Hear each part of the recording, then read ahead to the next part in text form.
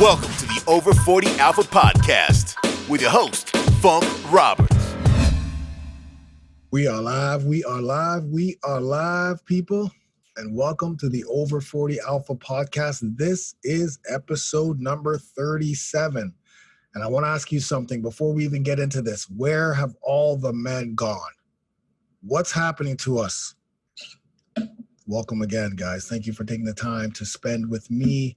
I'm your host, Funk Roberts. I'm a former professional athlete turned master metabolic trainer, Amazon best-selling co-author, and I am I'm a transformation specialist for men in their 40s, 50s, 60s, and beyond. And on this podcast, we help men become men, regain our manhood. Where have all the men gone? I talk about this a lot in podcasts on my coaching call, but the society is trying to feminize us 100%. It's not cool to be a man anymore. It's not cool to have testosterone. It's not cool to be a man.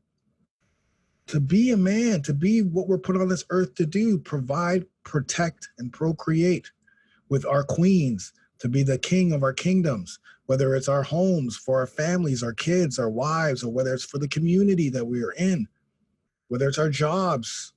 We are going to be the patriarchs no matter what we do, no matter how, as the older we get, we become the patriarchs of our family, of our community. We're the ones that people come to.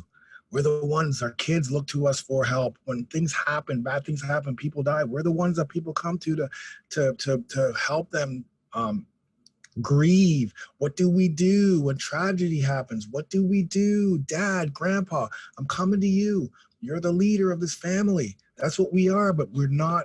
The society is starting. It's not starting. It's already happened. It's already happened. It's not cool to be a man anymore. We can't, our testosterone levels aren't even discussed. But listen, we need to have testosterone. Testosterone is our number one most important hormone. If our testosterone levels are low, then we can't lose weight. We're gonna be fat.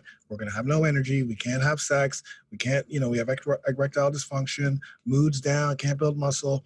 Everything that has to do with us being a man is our testosterone, and we got to keep estrogen levels low, which society is trying to increase our estrogen levels, trying to feminize us, pussification of man. That's what's happening. But listen, my goal here is we are the future, okay? Guys in their 40s, 50s, 60s, we're the future. And the reason why I say that is because we are the ones, when shit hits the fan, that people are going to come to.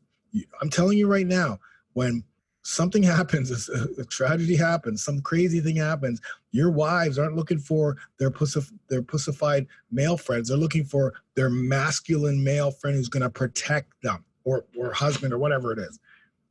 So we need to teach our kids, we need to teach our daughters what a man they need to look for, who they're going to have as a husband, a man that's going to protect them, procreate, help them procreate, so have high testosterone, protect them, be a leader, treat them with respect and love, and provide.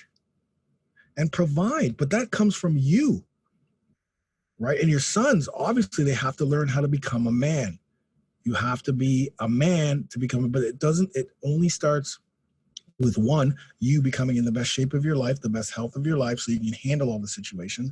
And two, you understanding that we are becoming obsolete. Okay.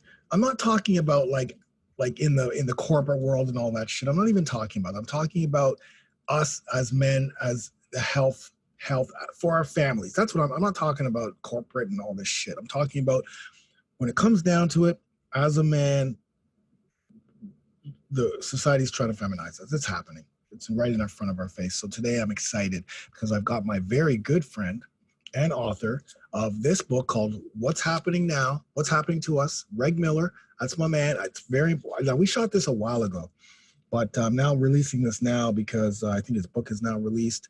And this is an amazing book. This book here, every man on the planet needs to read this book. The way he wrote this book, the way he sets this up, it's perfect. It's literally like takes you from when you're a kid all the way to now. and how your hormones are different, how what's happening in your life. And even, even for women, like for your wives to read this, for your daughters to read this, so they understand what's happening to us as we're growing up. So like your kids, your boys, your sons maybe going through stuff, and like, why the hell is he doing that? Oh, that's why, because this is where testosterone levels are high and they're getting precarious, or at this certain time we're hunting for our material supremacy. Like, it all depends on where we are in our lives. This is such an incredibly written book. It's funny, it's easy to read.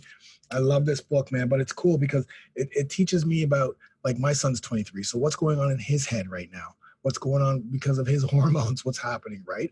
And you can think about, when, as you're growing up, as you're reading this book, all of the things that Regg lays out for you that generally happens to men as we age. So like from the time we're born, hormonal and etc. It makes sense. You're like, oh yeah, I went through all of that.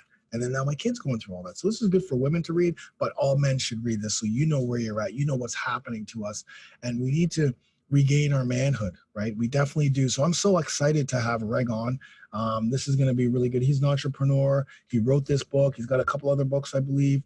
I know him personally because he used to be my volleyball coach. So I've known him personally. And even before that, Regg was like the man's man. Like when I was in my teens, he was coaching my nemesis, but then he also coached the university team, volleyball team. And, he was a man's man. He was on TV. He was just like, it was so like, yeah, Regg Miller, that's the man. Good looking. It was really cool. So, and then as we got older, we came together with through coaching and then friendship.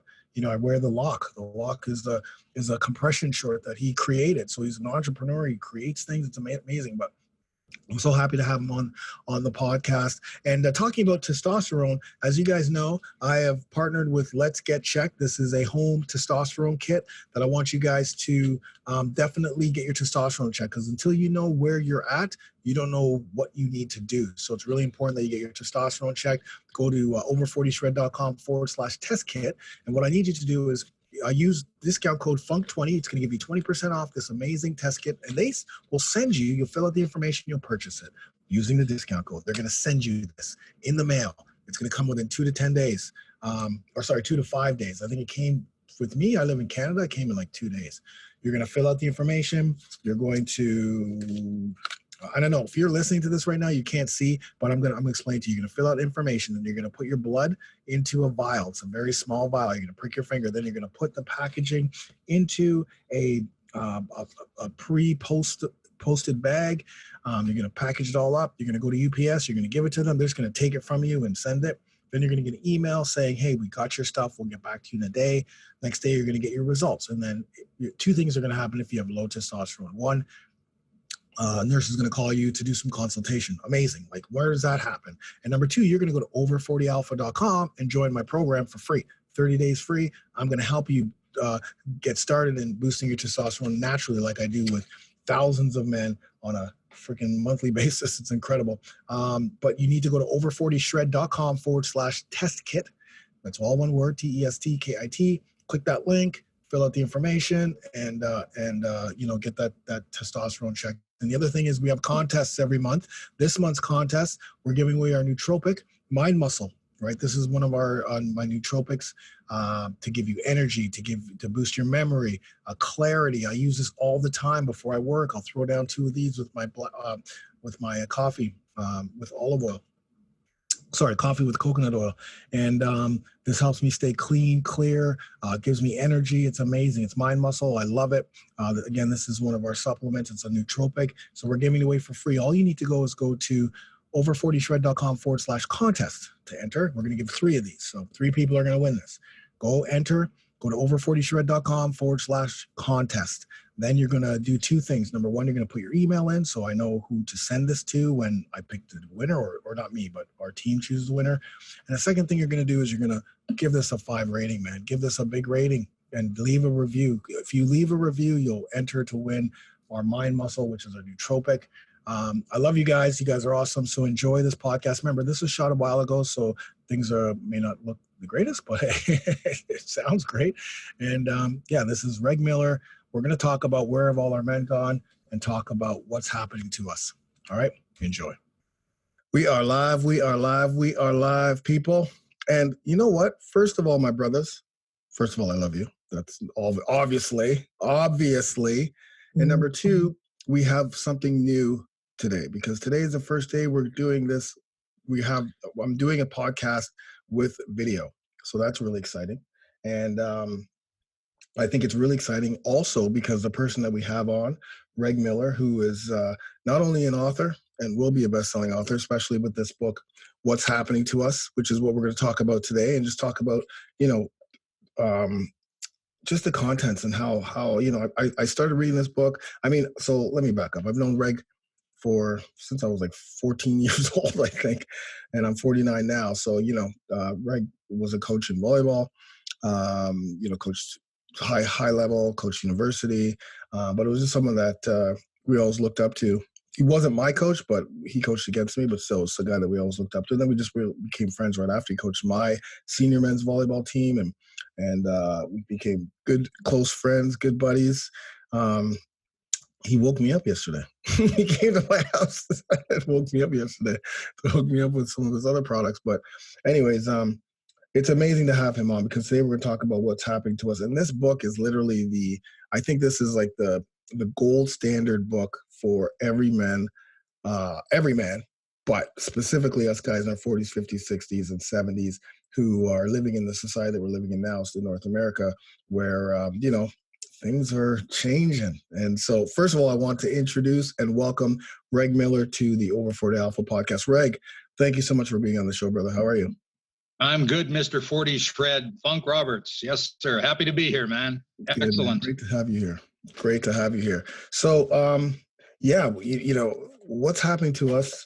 Give us a little, the skinny on this book. Why you wrote this book? What is the book about first? Just quickly.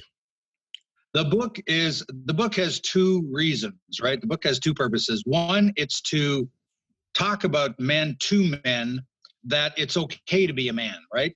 We've got some stuff in us that makes us want to hunt, want to kill, want to rape and pillage, maybe, right? All of these things, they're Neanderthal traits, but this DNA inside of us, testosterone, androgens, all these things are in our bodies, and it's okay. It's okay that we have these things. In fact, we need them. We need them to be leaders. We need them to be successful. We need them to be able to organize. We need them to plan.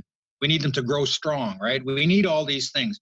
And in the beginning, we were meant to hunt and protect and all of those things when we had a club in our hand and we were out there fighting gorillas and stuff, right?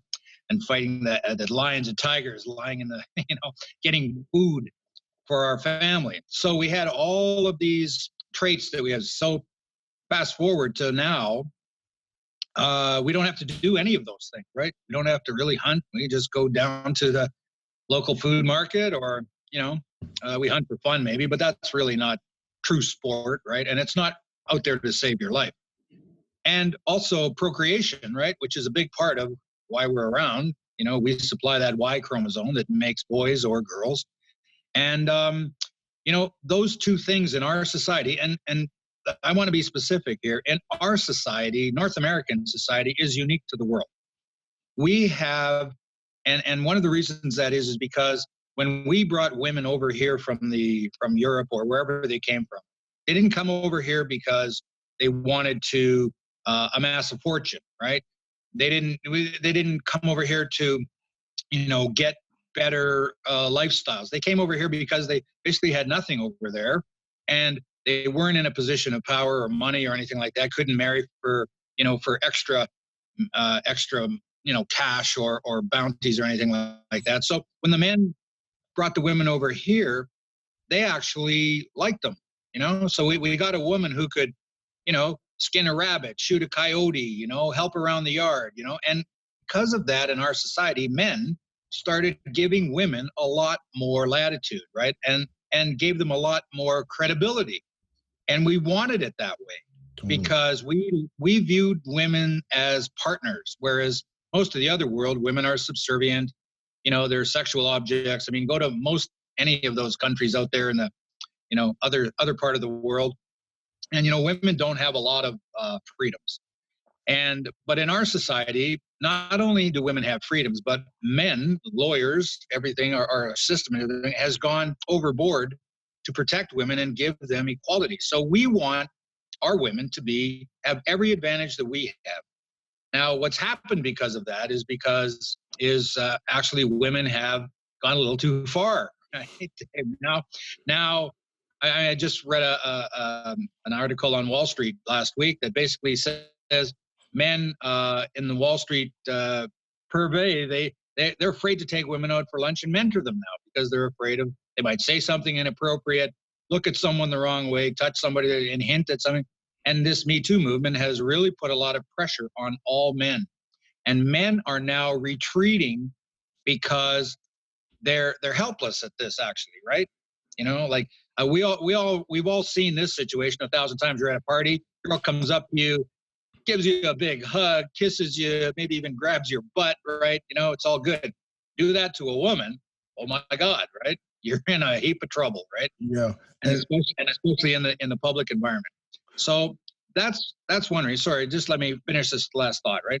So that's one reason. We want men to actually stand up and be men again and be what their value is. The second thing is there's a lot of women out there who are looking for relationships.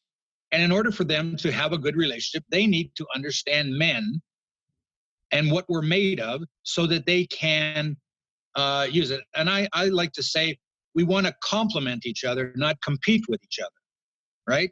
This is a huge thing. You want your woman to compliment you, to do things that you don't do, or you do things she doesn't do, or you have differences of opinion that you put together and you make a better relationship for that, right? So these are the two reasons why I wrote the book. I want men to be proud that they can be men and they're not like pushed down by society. And I want women to understand that men have things in them that they need to understand if they want a better relationship. So that's about it. I love that. I mean, first of all, this book isn't about bashing women. In fact, you wrote this book more for women, right? To understand, Correct. you know, what understand testosterone and how we, you know, throughout our lives, what to expect from us, you know, from the time we're born all the way to the time that we die. So this is not about women bashing, but like one of the things that I'm passionate about, obviously testosterone, I'm extremely passionate about because as you and I were talked about before, testosterone levels are the lowest they've ever been in modern day history. Estrogen levels in men, report just showed that estrogen levels in men are 40% higher than they ever been. And we don't, you know, estrogen is what blocks our testosterone. And, you know, more suicide, you know, all of these things that are happening are kind of creating more pussies as opposed to more kings, right? Like more jokers as opposed to more kings. We're supposed to be the king of our environment. Our wives are our queen, and they're there, like you said, to complement us, to support us. We support them. We help each other. We go through life together, and we grow our family. That is 100% not happening these days. What's a really important thing to look at, and I like history, right? So you can go back into some of the really strong societies of the world, right? The Roman rule, when they were there, they basically admitted totally that until they started listening to their women, they were a bunch of just heathens, right? They were out there raping, pillaging, killing, didn't matter. Once they started listening to their women and they brought women beside them and they worked together, they became the greatest society ever, right? Totally. So, and this is what we need in our world right now. Right now, our world has been fractured, right? It's been fractured by this backlash about, you know, men. And everybody is listening to this. If you say these words, they know what they mean, right? Estrogen, progesterone, menopause, PMS, Botox, right? You can go down the list, right? Every man knows about that. Why? Because women have crammed that stuff down our throats, right? You don't understand us. We go through cycles. We have mood swings. We have this and that. You tell a woman, hey, my testosterone's acting up. She tells you to go take a hike, right? Totally. You know, deal with it, honey. You know, yeah. They don't want to know. And see, and that's not equality, right? That's not equality. We both have to understand. And in this book, it's a chronological kind of report card of how boys become men and how men become adults and all of that stuff. And it basically goes step by step, chapter by chapter. You learn about how men devolve as men. And all of those things are cool, because if women can start to understand that, they see their men in a completely different light, and they'll appreciate us for what we truly are, right? And we'll appreciate the woman more, let's face it, right? Absolutely. And the thing, and also, again, every guy needs to read this book, because you're going to get a better understanding of what you need to be doing, what responsibilities you have as a man in order to help, increase your testosterone levels, but being that man, right? Like being that king. I always keep coming to that, because that's what's happening right now. It's crazy. It's just like, I was at my wife's, my queen, I was at her work party, and I was sitting around, just listening to the wives and the husbands, and, just right away you can tell who the betas are, and who the guys who are trying to be alphas, but who are really betas. And, the one guy across from me is like, yeah, well, my wife, she's the boss of the house, and, whatever she says goes. And it's just like, I was like, buddy, what the fuck is wrong with you? Like, I can't even wife, happy life, right? In front of everybody. Like, and happily saying it, like, oh yeah, she's the boss. And the wife had just like this scowl, like, yeah, motherfucking right, I am the motherfucking boss here. You know what I mean? I was just like, holy shit, man, what the fuck's going on? Like, seriously. And I wanted to pull him aside and go, listen, man, you gotta fucking stand your shit up. Like, that's not good. That's not cool. Because, that's allowing him to just, yeah, whatever. We always say happy wife, happy life. But it's not give them everything and just to succumb to them. It's about making sure that you complement each other, making sure that, yes, she needs to be happy, but being happy means understanding each other and, communicating. That's what, it's not fucking, oh yeah, well, if she says I gotta go put up the lights, put up the lights. Well, here's the alternative to that, right? Happy plan, happy man. Right? Word. You have a good plan and a good partner, you're a happy man, right? Totally. And then your partner's happy, because when husband's happy, the wife's happy. Absolutely. You see happy couples. Why are they happy? Because they complement each other, because they stand for each other, because they're for each other. You see couples that aren't happy, mostly they're competing with each other. They have different, values. They have different things. Opposites do not attract. I'm telling you right now. Exactly. Maybe in the magnetic world they attract, but in humans, you need somebody to be of like mind, of sort of, and that's how you end up walking hand in hand into the sunset with somebody who you love, is because you're willing and you're able to understand the differences and put them together and make sense of it, right? That's the real trick, right? And it talks about it in the book. As we get older, as our testosterone ebbs and our sex drive goes away and all of that stuff, what's left, right? Hey, you want to be happy. You fought all your battles. You've gone through the hunt for material supremacy. You've spread your seed. You've done it all, right? Yeah. By the way, those are all chapters in the book, right? We're gonna go through and basically, what's left, right? Well, hell, you want somebody who you can cuddle up to, and and do nice things together, with your canes in your hand, go watch movies or whatever, right? Listen, I don't care how macho any man is or how much of a pussy a man is. Ultimately, he wants to be loved. And he wants to love somebody. It's all about love, man. It's all about those things. Because when you got nothing left, if you got love, you got a lot, right? You got everything. You have everything. Yeah. So, right. And being a man and letting yourself be a man, letting your testosterone do its up. Let's face it, we're in a civilized society, so we can't go out there and rape and pillage. So it's actually a bit of testosterone management. And I talk about that in the book too, right? Cool. But, and there's a lot of crass guys out there who do a lot of bad things, granted, right? But there's a whole lot more that don't, exactly. Right? There's a whole lot of good guys out there that don't need, this kind of, to be put into the same parcel, right? And that's the big thing. The big thing is, we're in a society that condones or doesn't condone violence or sexual harassment. Fine. But, you gotta maintain your strength. And this is why your program is absolutely vital to every man over 40. You need to release and vent your strength, your anger, your frustrations. You need to eat and work out properly so that you will have control of your emotions and your testosterone levels and manage your life. So it's huge, right? It's huge. They go hand in hand. If you don't have a place to vent, you're going to snap. You're going to freak out. You're going to, we're not allowed to vent. And part of the problem is our school system, right? We got 80% women that are teachers and principals. You know, Johnny, don't do that. Billy, don't do that. You can't do that. Stand over there. Don't touch that. Don't hit that. You know, like when I was in school, you got an elbow in the face. They said, hey, go to the nurse. Get back here in 5 minutes, right? Exactly. You got to test them right. Yeah. Now you hit somebody, you're expelled for 2 weeks, you know? So guys have nowhere to vent. They have nowhere to breathe. They can't breathe. Why do you think they go to UFC? Why do you think they go to NFL? Why do you think they go to strip clubs, right? Because they just want to be with guys and like spit, fart, and like be a guy, right? Yeah, you mentioned that in Skinny. You mentioned that, like, you know, guys go to the pool halls. Guys go to their, you know, all these different places. Like, you know, even some, you know, one of the things that I talk about as to like, why are you doing, you know, trying to get healthy, or what is your why, or what are your values? And some guys' values is hanging out with their other buddies. Like for me, when we used to play volleyball together, you know, going to the Doble in Michigan.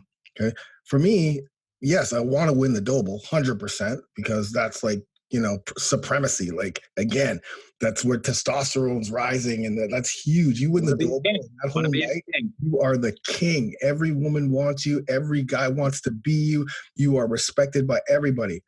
But I also wanted to hang out with my guys, man, with my boys. We have a boys' weekend. We hang out. We can, you know, cry together. We can laugh together. It was, you know, we can party together, and we had each other's backs. And that, you know, and then when you get home, it's kind of like you feel good because you got that all out, right? Yeah. It's like, okay. You need to vent, man. You need to be in a place where you can be yourself, right? Yeah. And a lot of the times that's with other guys, right? Yeah. You know, and I'm not saying anything negative about women. They're amazing, and I can't live without them, right? But the thing is, if you're with guys for a while, you have a chance to, I mean, I call you're just talking man talk. You don't care. Guys are blunt objects, right? They get over stuff in a heartbeat. You smack somebody, you turn around, here, have a beer, right? We're good, right? Like, there's no deal. And when there's women in the room, it's different, right? I mean, it can't be the same, right? And so this, again, is a huge reason why I wrote this book. You need to feel good about who you are and why you're that way. I had a guy write to me. He said, I never knew that testosterone like made me think and feel like that. I was amazed. He said, it changed my whole life. He said, now when I did something, I went, oh yeah, okay, I got it, right? Because women are always going, hey, I'm moody because I got PMS. And the guy goes, well, what's that, right? Yeah. Like, what do you mean you can't control your mood? What? Yeah. And then, but if a guy snaps because he's like, you know, whatever, angry, or somebody cuts him off, or road rage or something, of course, it's your hormones that are inside of you that are making you react. So this is a huge thing. It's huge that men learn it's okay to be a man. It's okay to be a male man, an alpha 100%. Man, right? You just have to have control of your life. And the way you get control of your life is to balance yourself between anger and working out. And I was with a guy yesterday. He's a 35-year-old guy. He's got a big business. He says the only way he can survive basically is going to the gym 5 times a week. Yeah. Because if he doesn't do that, he's going to go home and beat up his kids. You know? Totally. So he's got to take out his, you know, anger or frustration or vent. Just, you know, we've got these muscles inside of us that are crying to do something, right? Our big muscles. If we don't do them, that anger just seeps right in, and then all of a sudden, you know, something happens and you snap. And men are killing themselves at 3.5 times women, 3.5 times suicide rates in men compared to women in our society. That's freaky, right? Yeah, that is freaky. We have nowhere to vent. Yeah, it's a test. There's a few things there, but yeah, I mean, the suppression of our testosterone, the suppression of being a man, nowhere to vent, nowhere to talk. You know, you can't talk to, you know, even sometimes your buddies. Like sometimes when you get together with your buddies, you're not really talking about the emotional stuff that would be cool to be able to talk. I mean, it depends on who your buddies are. Like we can do that, and you know, the friends that we're with, we're totally okay with talking about our emotional stuff. A lot of times, you know, we're not going to ask you, so how's your wife, or how's your kids, or, you know, guys don't. Angela, she's always like, oh yeah, so you were with Regg? Yeah, I was with, you know, we went for breakfast. Oh yeah, how's his wife, or, you know, whatever. I'm like, I don't know. I didn't ask him a question. Like, we don't fucking ask that shit. We don't give a shit about their wives. That's real talk. That's you guys. We are like, you know, we're just talking about whatever, but it's funny. She's like, she always asks me. I've got one section in the book where basically guy's in they're football players, right? Yeah. The guy's beside this big 320-pound linebacker, and he looks over at him and he says, "Hey, what are you thinking right now, Billy Bob?" And Billy Bob looks at him and he goes, "What the fuck is wrong with you? What am I thinking? I'm a football player, man." And he basically walks out in disgust, right? Right. Yeah, I mean, that happens nowadays. What are you thinking? I don't think I'm just going out there to kill somebody. Right? Yeah, the cool thing though about nowadays is we're a lot more open to saying what we're thinking about. You know what I mean? Like, if someone asked me that question, I would ask 100% answer that question. Yeah, I'm thinking about whatever. You know what I mean? Just to get it out, which is nice. That's a nice thing about what's happening for us guys. We're able to actually, we're able to talk about what we are thinking, but we can't go into what we are really thinking. You know what I mean? Like, we cry in public. Yeah, men like in public now, right? Hello. Yeah. Exactly. Scary. The other thing is because we're gonna go through. I want to just go through each chapter, like not read each chapter, but kind of like I'm gonna ask you the chapter, and I want you to give me a little excerpt of what's in that chapter. But before we do that, another thing that came up to this weekend when I was at my wife's party was there was a woman there who had this son who's 6'5" or 6'6". He plays volleyball at RMC, middle player, and he had a cast on his hand, right? And so, we were bugging him. I was like, "Hey, what happens?" I go, "I was at a party and I punched some guy, and I didn't punch him the right way, and but we were friends. We're like literally 3 minutes after I punched him in the face, we were like friends. Like we apologized, whatever. But now he's he can't play, right? And RMC's a university here in Toronto or in Kingston, Ontario. Anyway, so very nice kid, very smart, focused on what he wants to do in the military, has everything down. But I felt like there was one thing missing. Like he's got two sisters, he's got his mother, but there was something missing. Like this kid was like, we gravitated to each other, right? Because we were talking and you could just see he just really gravitated to me as his elder. And then the mother at one point was like, "Yeah, I said, you got a great son. You got a good. Yeah, because he's been brought up by women. He's got his nana, he's got his mom, he's got his sisters, and I'm waiting for the father part to come in, but that wasn't there, and so and that was like that missing piece. The mother you can tell is a very feminist type woman, very high level in where my wife works, like literally almost the highest level.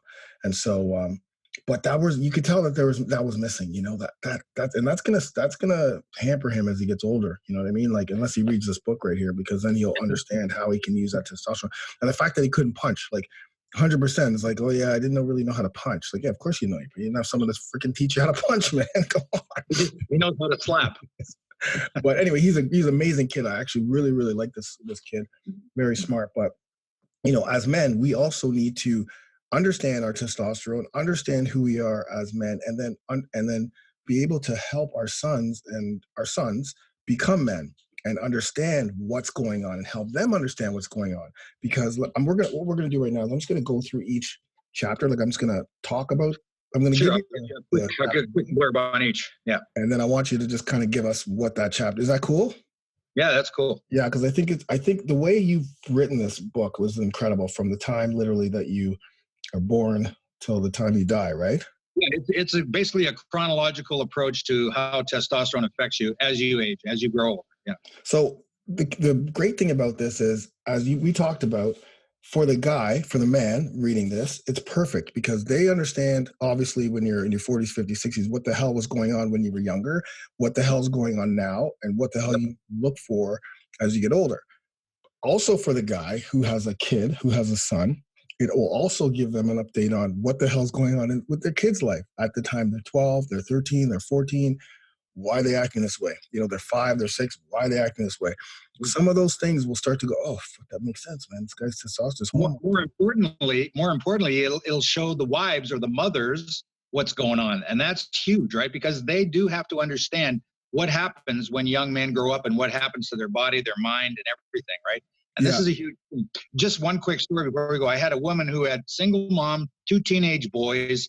She basically read the book. She loved it so much, she read it with her 2 boys, and she said their relationship has never been better after that. Because was the first time, because she didn't have a man, like she'd brought them up since birth. The father took off, right?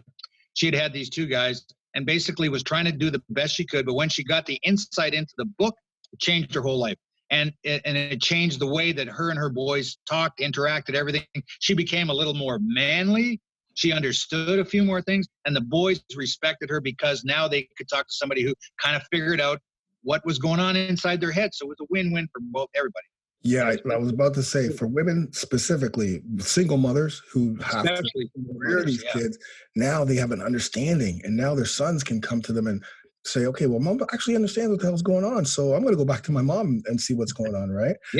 Yeah. And women who are dating, right? Like they start to date, and now they understand, oh, fuck, that's why Jim didn't, said this or did this or whatever, because his hormones are going elsewhere, right? So great for want to date. Absolutely. Understanding is the key. Understanding and dialogue. That's where we're all headed for, right? We need to understand each other better, have more dialogue, and so we can complement each other and not compete with each other, right? Complement versus compete.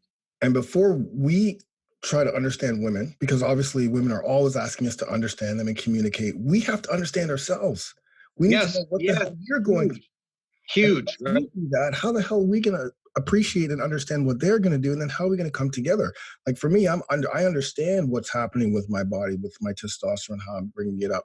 Reading this book's going to even enhance that, so that my relationship with Angela is going to be that much better. I'm going to get Angela to read the book so that she can understand what's happening, because she works with mostly men as well. So she's in a higher position at work. She works with men. She'll know now, oh, that's why fucking Carl, today. I mean, this book's not an excuse to be an animal, right? No. Not an excuse. This book is the opposite. This book is telling you what you have in you, how to manage it, how to be a better person, how to find love, right? Those are all the things, and the 5 points at the end of the book, right, is hugely important. And we talked about those before, right? We can review those at the end. But yeah, let's do the chapter by chapter thing. Yeah. Okay, so a little history. What's that all about? Little history is just basically that, right? It's how men and women sort of came together on our continent, and why we're sort of in the situation we are now, which is different than any other place in the world. Cool. North America is different any other place in the world. Chapter 2, the situation women absolutely know this. The situation women absolutely know this. Yeah, women absolutely know this, and so I'm not going to say anything about that. Everybody needs to read that chapter and agree with it, right? Okay. Because that's really what it is, right? Men and women, if they read this chapter, they'll go, okay, all right, we might not like it, but this is the truth. Yeah. Right? Because listen, this book too is not like you may be offended, right? Yeah. There's like lots of women as a man too. Yeah. Yep. There's men and women that will be offended by this book, but I can tell you that most of the people that were offended at the beginning, as they got through the chapters, started to get the better picture. And by the end, they're going, wow, okay, maybe I was a little harsh at the beginning, but okay, I see the better picture now. So you need to kind of stick with it. I've told a lot of women, you can get through the first 7 chapters. Yeah. You're good. After that, you're going to like it a lot more, right? And so they do. And then they come back to him and they say, yeah, you were right. The first 3 chapters can be a little tough on women, right? Yeah. Because it talks about what we are. Chapter 3, the dilemma. The dilemma is basically, again, right, the situation we're in now. It's a huge dilemma. Are we raping and pillaging and crushing everything because we're men? Or are we subservient, and I call it women compliant, right? So that's the dilemma. Are we really men, or are we something else? Like, we have to figure that out, right? Right. Yep. Chapter 4, the struggle begins. Little boys under 5. Yeah, little boys and little girls. And in this chapter, I just go over basically how little girls and little boys act under 5, right? And boys start to get their, traits, right? And boys and girls start getting the kinds of traits that separate them from boys and girls. And here's the big thing too, right? We're not equal. Whenever men tended to be equal, we shouldn't be equal, right? So this is the beginning of the separation of the sexes. And then from then on, unfortunately, we try to put everybody in a gender blender and try to make everybody the same, but we're different, okay? Yeah. And by the way, at the end of every chapter, there's a scorecard, right? Tells you how testosterone is doing versus the rest of your life, right? So it's kind of cool to see how we, because I can tell you, we don't reach sort of like even, like we're out of control until we're about like 45 or 50. Right. So it's kind of interesting to see how the scoreboard goes after every chapter. Okay, cool. Chapter 5 is precarious preteens and teens. Well, here again, right? Guys are changing rapidly. They're starting to feel their stuff, right? I mean, they get, muscles start to show up, their voices drop, right? They know they're different. They start noticing things sticking out of girls' sweaters and, things like that, right? So it's precarious, right? We're on the edge of, we're on the edge of the dilemma here. Yeah, for sure. Chapter 6, boy becomes man. Well, there you go, right? As soon as we sort of have sexual relationships with somebody, all of a sudden now we're, and I say it quite frankly, right? Basically, after you have sex once, you want it again and as often as possible, right? So that's what you're after. And so like you said, at the end of every chapter, so it's not just, there's a lot in the reading your writing is very good. It's very funny. It's very humorous. It's very, blunt, but it's really good. And then at the end of each chapter, you have that score that you keep. So as you're going through, the score keeps coming up and you can follow that, right? You can see where you are in your world. Number 7, spreading his seed. Chapter 7, spreading his seed. Well, there you go. I mean, we're just out there, universities and colleges and things like that. Guys are just out there. I mean, we're party animals. We're trying to figure out how we fit into society at this point, right? And part of it is there's a sexual flourishness just because of our hormones, right? Both men and women. And men aren't the only ones that are guilty of this, right? There's a lot of women out there who want to, accept their seed, right? If you want to call it that way. So this is just the normal part of growing up, and there's nothing wrong with it. It's just, again, right? We have to manage our desires, right? That's and by managing, the only way you can manage that is understanding it, right? Right. I mean, one girl said to me, there should be no Me Too movement, right? You either say yes or no. If you say no, you don't. If you say yes, you do, right? So what's the big deal, right? If a woman says, okay, you bang her. If she says no, you don't. It should just stop like that. It should be just common sense. If a woman says no, it's no. Like, stop fucking hounding her, God damn it. I mean, and we get into the gray area here. She says no just before you put it in when you're both naked, sort of thing, right? And you got to pull out. You got to pull out. Yeah. Even at that point, you got to respect it, right? Exactly. That's all. That's what it is. So the Me Too movement wouldn't even be here if we had, normal interaction. Yeah. Fuck that up. Guys are just too horny, right? They can't stop. Bastards. Okay, chapter 8, the hunt for material supremacy.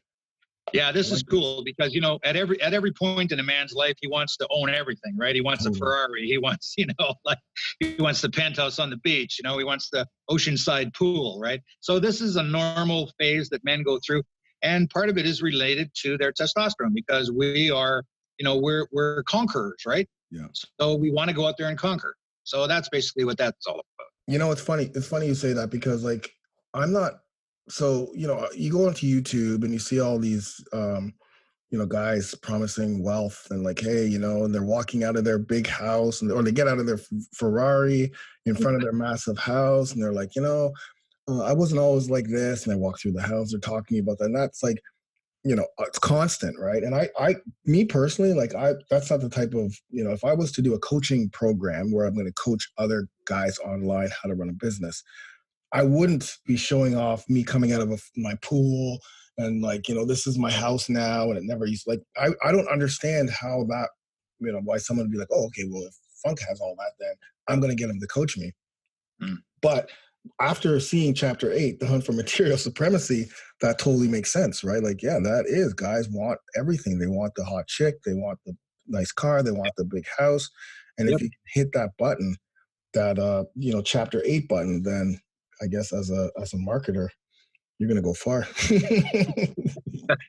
I'm just learning too, man. Maybe you will see me driving, coming out of a Ferrari. Yeah. Stay tuned. Do my program. Okay. Chapter 9, competitive versus thoughtful.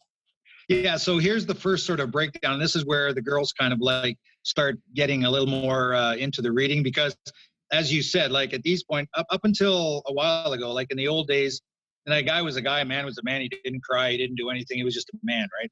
Now we're at the point where men have to show, empathy, right? They have to be conscious. They have to, like I say, we cry in public sometimes now. We show emotion. The reality is, in the old days, you didn't have time for emotion. That's why men were men. Yes. You were in a battlefield, right? Somebody was coming at you with a hacksaw, with a gun, right? You didn't have time to be emotional or say, hey, are you going to shoot me or can we talk, right? No, it was just like kill or be killed, and that was it, right? And that's the thing, too. Is women don't understand it. Men have been out there for eons on the battlefields watching their friends being butchered, killed, decapitated, shot, blown up, right? It's a tough thing. 100%. Women don't experience that, right? And so they have to understand that all of that is a part of us, and you can't just dismiss it. And I know girls like to say, "Oh, be fair." Well, in war, there's no fair, right? It's alive or dead. Yeah. Right. Yeah. So it's protection of the species, sort of thing. So this is an area that, although we have, we're being forced or coerced, or not against our will sometimes, but we need to be more emotional, and we need to share some of the things with women that we didn't in the past. So that's what this chapter is about. Awesome. I love it. The other thing about that, I like when you said that we didn't have time to be emotional, enough time, because we have too much time. We're sitting in front of the TV. We're in front of the computer all the time.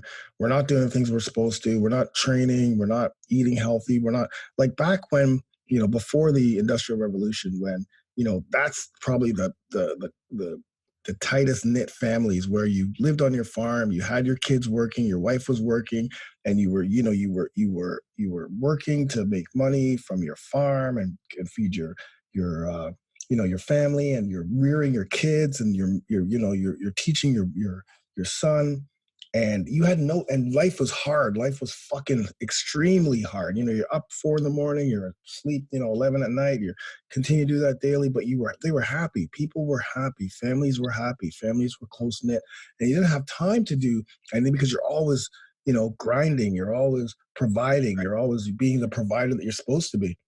Right. Nowadays, it's fucking like, I can't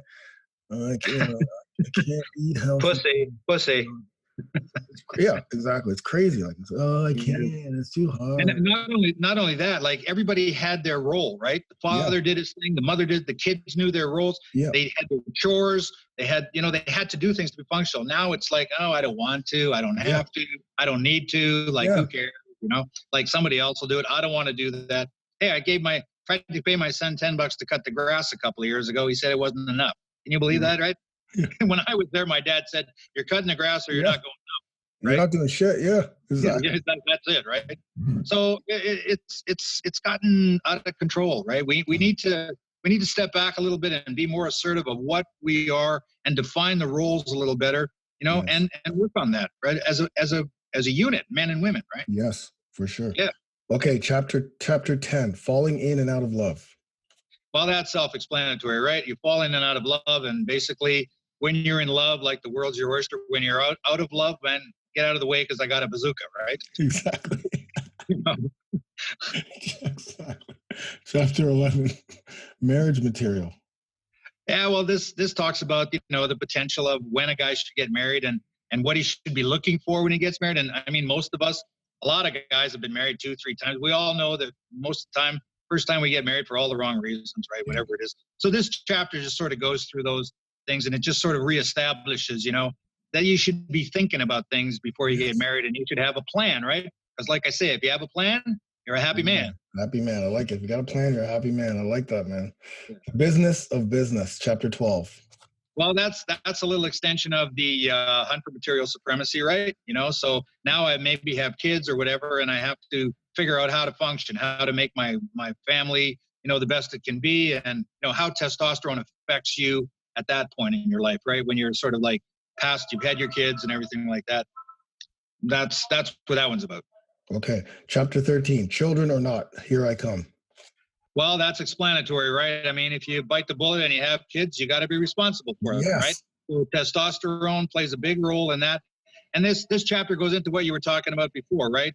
Raising a family with a husband and a wife, right? What roles each one plays, and who needs to be responsible for what. And, families that don't have male influence, especially families with daughters, those daughters have a harder time in society too. It's been proven that without a man, in a family, right, both children suffer.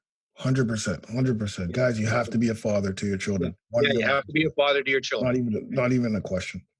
Yeah. 14, chapter 14, midlife crisis, the ebbing of Mr. T. This is where we're at right now, right? 40s. Well, I don't know. I'm not. I never hit midlife crisis, man. Okay. I just skimmed through it. Yeah, me neither, actually. I'm not there yet. I'm waiting for it. This chapter talks about midlife. What is midlife crisis? Midlife crisis is finding out that you didn't love somebody or somebody didn't love you. That's what midlife crisis is all about. That's why guys that are 50 are buying red Corvettes and have 20-year-olds in their bathing suits, right? Across the bucket seats, because they're basically going, what did I miss? What did I miss? You didn't miss anything if you were paying attention, right? If you were paying attention and you are in a good relationship and you don't have a lot of regrets because you've done things properly, you won't have midlife crisis. I love this book. Yeah. More love, that's a huge must chapter for every man to read after 40, right? Because you don't have to suffer midlife crisis if you pay attention to things. Yeah, this is great, man. Chapter 15, more love, more relationships. Well, this might be, like I said, after your second or third marriage, what do you do after that? You're not having any more kids. Now your life is slowing down. Maybe your business, maybe you're established, or maybe you're not. Doesn't really matter, right? What are you looking for sort of after the big hill, when you're on the sort of other side of greatness, right? So when you're just trying to settle down and just trying to look for some happiness, as you sort of slide into older years. I'm almost 70, right? And so I'm in that category there. You look fantastic. You look Amaranth oil. I do it every day. Oil of Olay twice a day, brother. Okay. Chapter 16, afterglow. Well, the afterglow is exactly that, right? Like what happens when there's not a lot left, right? What do you hold on to? Like where do you find your happiness? Like, again, it all boils down to, if you can be with a woman that, you love and respect, man, you're shining, right? If you don't, well, okay, so maybe you weren't, whatever. One of these things I point out in this book is basically you're exactly where you are supposed to be in your life. If you look back in your life, every decision you have made up until this minute has put you exactly where you are. Mm-hmm. So when guys come up to me and they say, oh, I'm not lucky, I didn't get this break, I didn't get that break, I said, you chose to do this, you chose to do that. I had a friend of my son's actually, he was driving down the highway, he got stopped with a speeding ticket, and he was drinking, right? And he says, I'm so unlucky, cops are never on that road, right? And I said, you're speeding and you're drunk, like what's the issue? Take some responsibility, right? Yes. And that's it. Like we always want to point the finger, man. It's not me. It's not me. We know lots of people that had bad childhoods turned out to be great people, right? There's a lot of them out there. Millions. A lot of assholes who had everything at the beginning and they end up with nothing because they just don't pay attention. They don't follow the rules, right? The rules are you need to be honest and true to yourself, right? And take responsibility of every single choice you make. Period. Absolutely. Period. If you're a ditch digger and you're fat and you're got all kind of diseases, it's because what you put in your body and what you didn't do, right? If you're rich and you've got the best wife in the world and you're driving a yacht, it's because you made the right choices to get there. Be happy with what you are, right? That's the other thing too. No matter where you are in life, you need to accept who and what you are, because all of the choices that got you there were yours. Yeah. I had a few guys, and I'm glad they brought this up because they're not the only people who are having the struggles, but like in the program, in my brotherhood membership site, I always try to let guys know that it's a safe place. So whatever, post whatever. A couple guys are just posting that, I'm a really good Monday to Friday, but when it comes to the weekend, I can't stop snacking. Right? Why is this program not working, or why is something not working?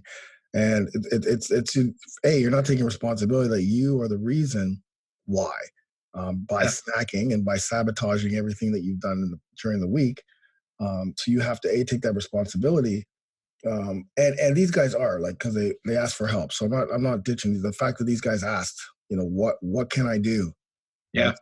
I gave them pointers, but a lot of times, a lot of people, they just don't take responsibility. Oh, I tried your program, it didn't work. Well, why? Well, I kind of followed the things, and I missed a few workouts, and I was injured here, and it's like, well, fuck, that's not the program, that's you.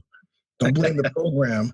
You're the one that didn't put the 100% in the program. And that's what's happening now. It's like everyone wants to point the finger at everyone else and not take responsibility.